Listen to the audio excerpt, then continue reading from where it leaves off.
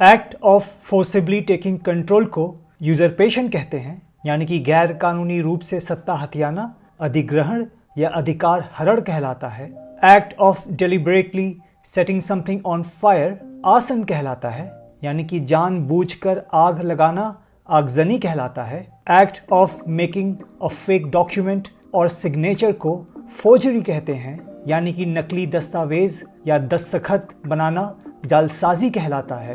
Act of secretly collecting information को spying या espionage कहते हैं, यानी कि जासूसी करना या गुप्त सूचना एकत्र करना जासूसी कहलाता है।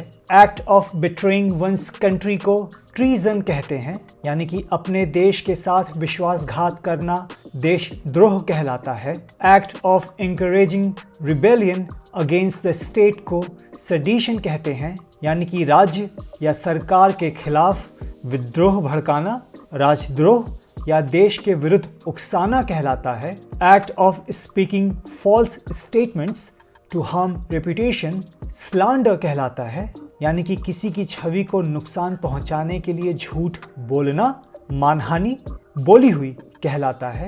Act of writing false statements to harm reputation को लाइबल कहते हैं, यानी कि लिखित रूप में किसी की छवि को नुकसान पहुंचाना मानहानि लिखित कहलाता है।